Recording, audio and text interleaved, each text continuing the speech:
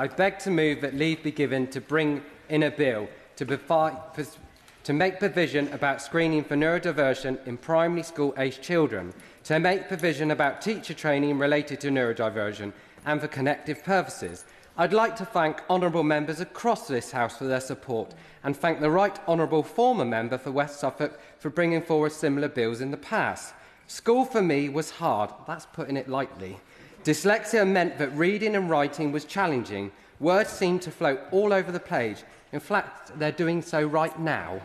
So please bear with me through this speech. I'm likely to make some mistakes. ADHD meant that concentrating was a nightmare, with the slightest thing pulling my attention away. I believed that school wasn't for me. I fell behind, I was bullied, and I certainly acted out.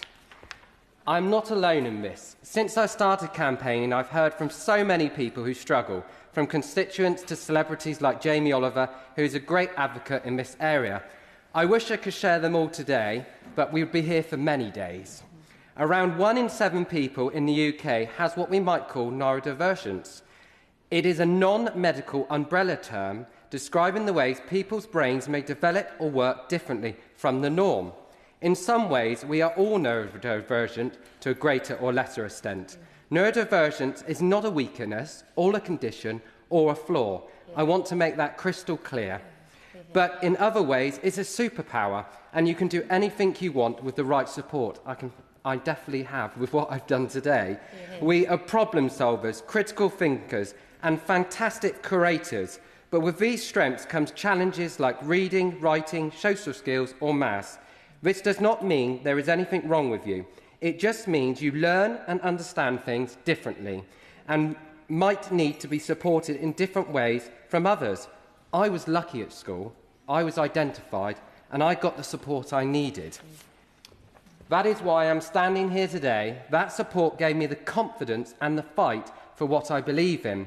Getting into politics and into this place was certainly not on my agenda at school, but I feel I have to do all I can to make sure everyone in communities like Yeovil and beyond get the help I had in school or better. Despite all the progress our country have made in recognising, empowering neurodiverse people and our amazing educators working their socks off, believe me they do, things seem to have gotten worse. In places like Somerset, since I was at school, our schools are under-resourced, under-supported and local authorities are totally underfunded. Whilst we have the phonics screener, this test does not cover all areas of neurodiverse people may struggle with and need support, like attention control and working memory. Evidence also suggests that neurodiverse children can just memorise the words for the test, meaning their actual needs be overlooked. That's one of their superpowers.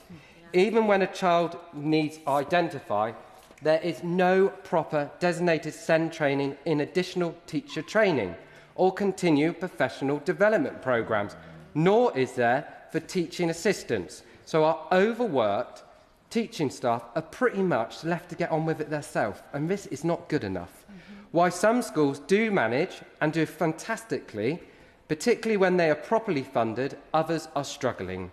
In some ways, it's another one of those postcode lotteries we hear so much about on a daily basis. Our children, our families, and our teachers, they deserve better. That is why I'm introducing this bill today. It's not complicated, you'll be pleased to know. In fact, the idea behind it is fairly simple. It's about getting the government to use its resources and knowledge to bring everyone together to act, so we can create a system to better identify neurodivergence and support children early on. What I am proposing can be broken into 3 parts, Madam Deputy Speaker.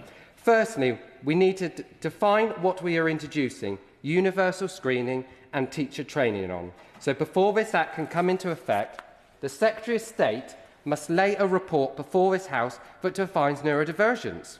Secondly, we need a programme of universal screening for neurodivergence in primary school-aged children. This would preferably be a light-touch, teacher-led process. Like I said, we all sit on the spectrum of neurodiverse in some ways, no matter what others say.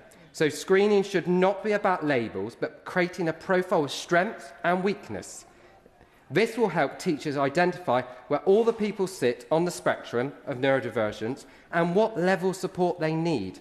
From in-classroom adjustments to non-formal referrals, finally, we need a proper teaching training. The Secretary of State must produce statutory guidance on training for teachers on neurodivergence, in initial teacher training and continual professional development. This should be for all teaching staff. This training should provide teaching staff with a clear understanding of neurodivergence, knowledge of how it presents differently in different people, and the tools and resources to support pupils. I do not want Mr. Bill to be about forcing labels on young people. That won't help. Again, it is about helping teachers identify all their pupils' strengths and weaknesses. It is not about forcing costly screeners on schools either, the government will be pleased to know. While I'm not set out a preference, the Universal Classroom have worked with teachers to create a universal screener that will be free. So this won't break the bank. Most importantly, it is not about putting more burdens onto our fantastic teachers. I personally believe teachers do far too much for far too little pay, support or thanks. I urge the government to look at the NEU's list of 23 admin tasks that teachers should not be doing. It is about empowering teachers to do what they signed up for and care deeply about, educating and supporting all their pupils. To go back to the universal classroom screener, it only takes 5 to 10 minutes per pupil. With the profiles from a screener like that and better training, all our teachers will have the confidence to make the right adjustments for each child in their class. Because even small things like different paper, extra time, time-out cards can make life-changing differences. I know this too well. So, Madam Deputy Speaker, what I'm proposing today is no silver bullet. It has to go alongside other changes in education. If the government would rather take on the measures I set out in their upcoming white paper or some other legislation, fine, I don't really care. All that matters is that we get on with it. Enough debating, enough promises. Let's bring everyone together, roll up our sleeves and take the next steps to making education inclusive and accessible for every child. Thank you. Yeah.